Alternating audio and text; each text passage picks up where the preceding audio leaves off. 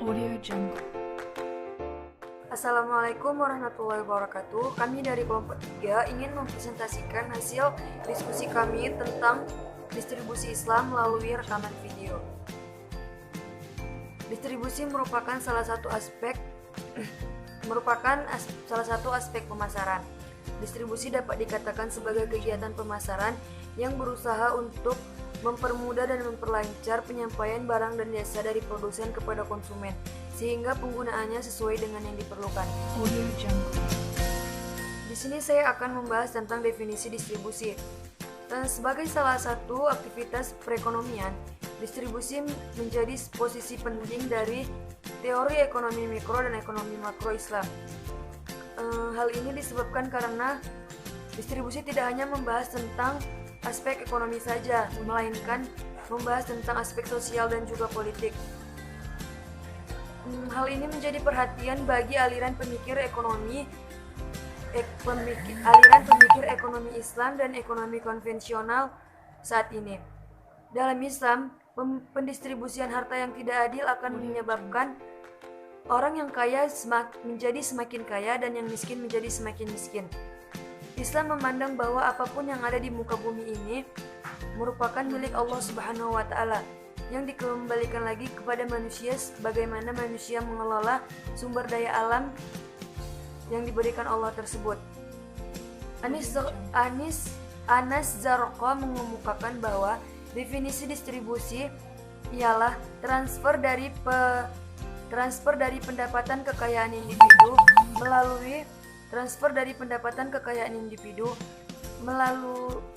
dengan cara pertukaran melalui pasar dan dengan cara lain seperti warisan, sedekah, wakaf, dan lain sebagainya. Dari definisi ini dapat kita ketahui bahwa apabila kita membahas tentang aktivitas ekonomi di bidang distribusi, maka kita akan berbicara tentang konsep ekonomi yang telah ditawarkan oleh Islam. Hal ini dapat kita lihat dari bagaimana cara Islam mengenalkan pemerataan pendapatan kekayaan negara, yang mana kekayaan negara tersebut dihasilkan dari yang mana pendapatan kekayaan negara tersebut tidak terlepas dari ajaran syariah Islam seperti zakat, wakaf, dan lain sebagainya. Demikian dari saya, dan materi selanjutnya akan dibahas oleh teman kami Tika. B. Makna distribusi dan urgensinya. Pada dasarnya, Islam memiliki dua sistem distribusi utama, yakni distribusi secara komersial dan mengikuti mekanisme pasar, serta distribusi yang bertumpu pada aspek keadilan sosial masyarakat. Yang pertama, sistem distribusi yang berlangsung melalui proses ekonomi atau mekanisme pasar. Mekanisme ini diterapkan dalam firman Allah Subhanahu wa Ta'ala dalam Quran Surah An-Nisa ayat 29 yang artinya, hai orang-orang yang beriman, janganlah kamu saling memakan harta sesamamu dengan jalan yang batil, kecuali dengan jalan perniagaan yang berlaku dengan suka sama suka di antara kamu. Dan janganlah kamu membunuh dirimu, sesungguhnya Allah adalah Maha Penyayang bagimu. Islam melarang praktik penimbunan barang atau al-ihtikar sebagai sebuah praktik curang yang dapat menggelembungkan harga dan merugikan masyarakat. Demikian pula penimbunan emas dan perak atau alat tukar yang berlaku di tengah masyarakat. Tindakan itu diharamkan Islam dalam Quran Surah At-Taubah ayat 34. Pemetokan harga atau al-tash'ir yang biasanya dilakukan pemerintah dikategorikan sebagai kezaliman sehingga tidak boleh dikerjakan.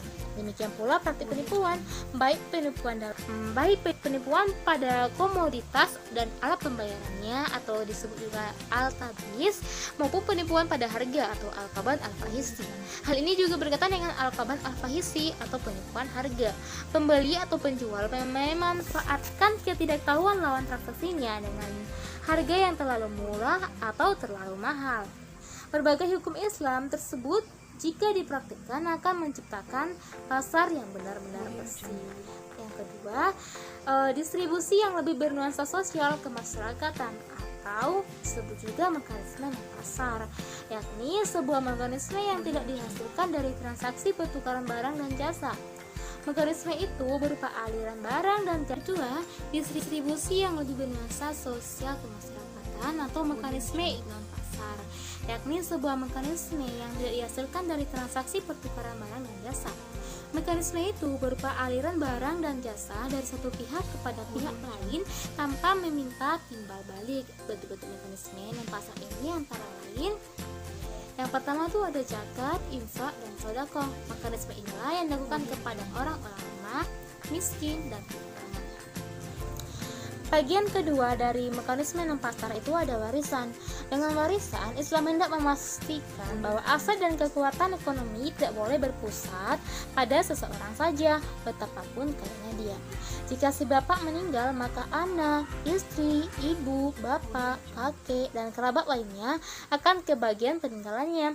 Sistem distribusinya pun sudah diatur secara sistematis dan kompleks dalam disiplin ilmu faraid yang tiada taranya dalam agama atau sistem ekonomi lain.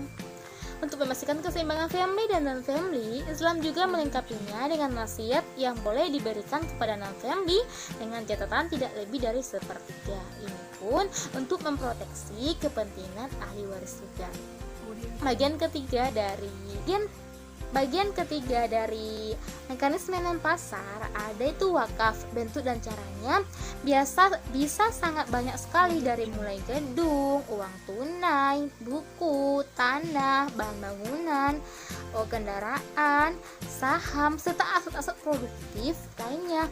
Berbeda dengan yang lainnya tadi, berbeda dengan warisan dengan zakat, infak, dan sedekah tadi.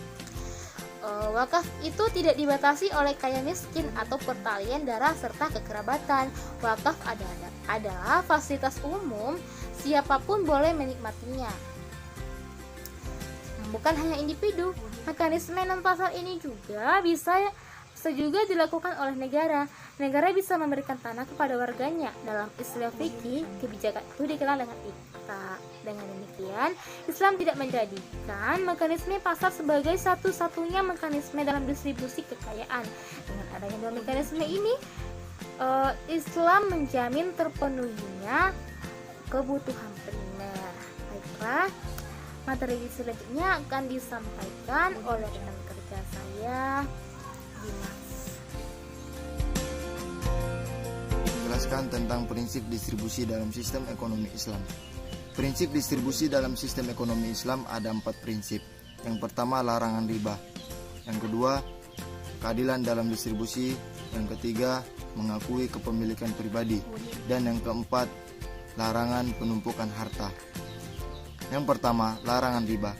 Dalam Al-Quran, riba digunakan berbagai macam arti, yaitu tumbuh, tambah, mengembangkan, serta menjadi besar dan banyak.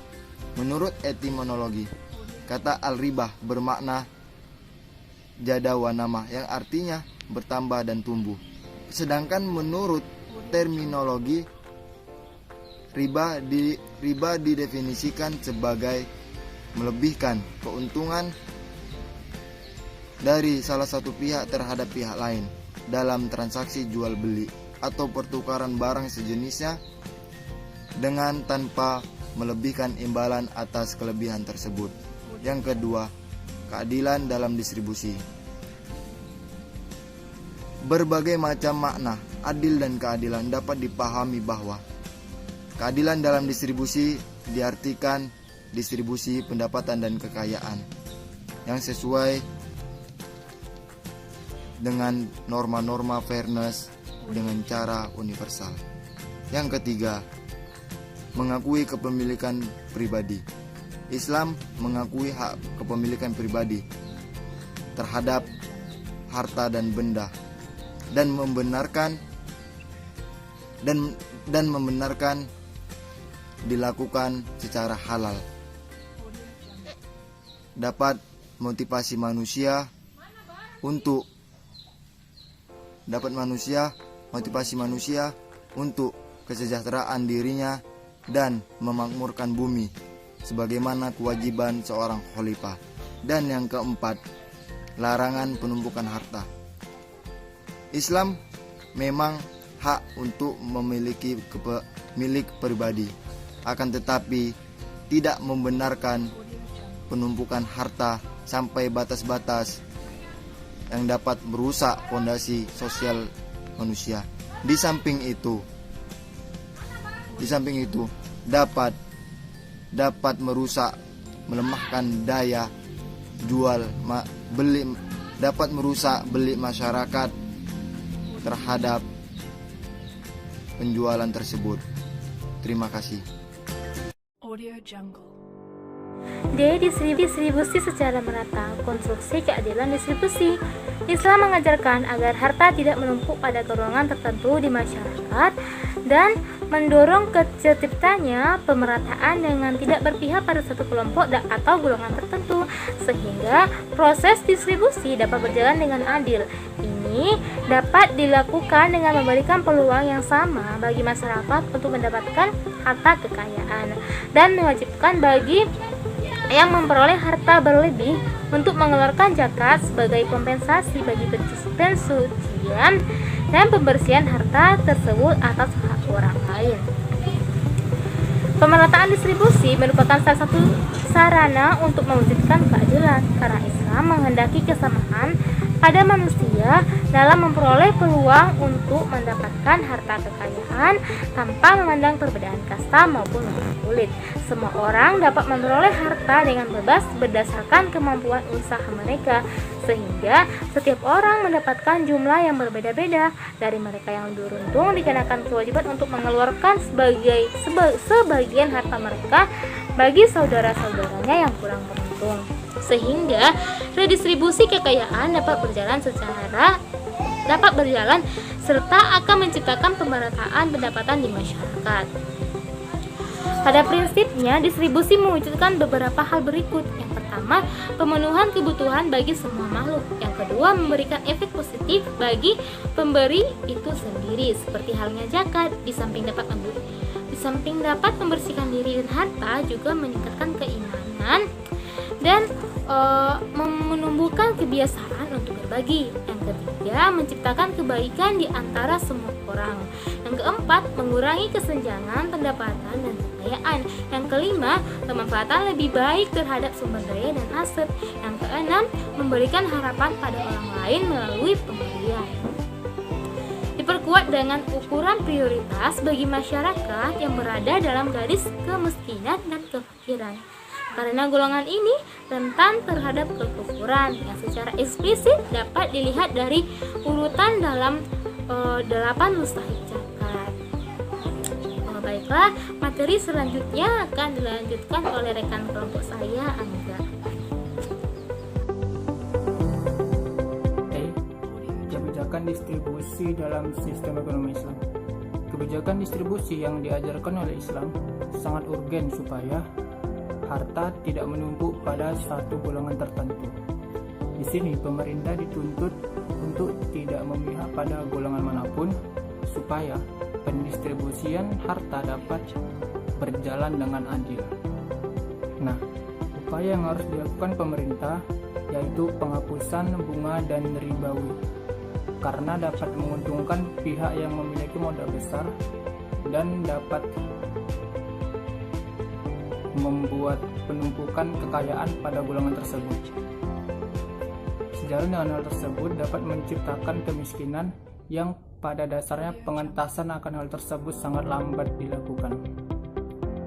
Nah,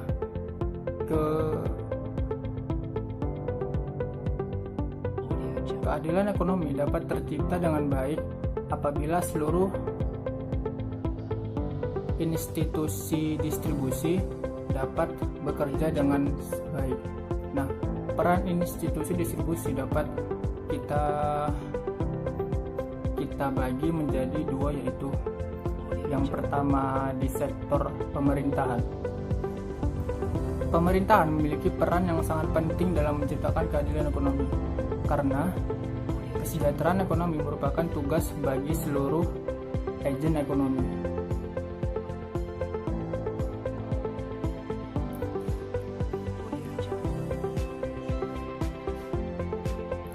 Kesejahteraan ekonomi dapat terwujud apabila pemerintah dapat berperan aktif dalam membentuk, dalam menciptakan maupun memenuhi kebutuhan-kebutuhan manusia, baik itu kebutuhan yang dasar ataupun primer, kebutuhan sekunder maupun kebutuhan tersier. Nah, oleh karena itu, pemerintah tidak boleh puas hanya karena telah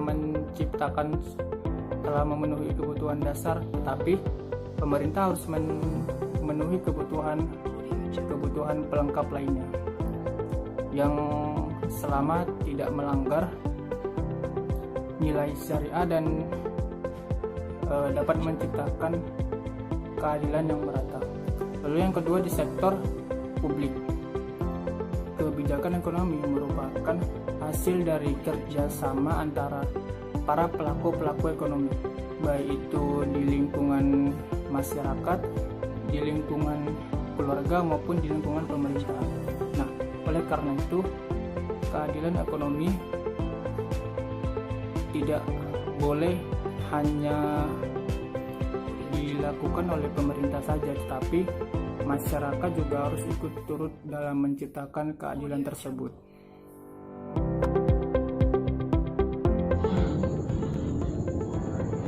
Saya akan menjelaskan tentang mekanisme distribusi kekayaan dalam ekonomi Islam.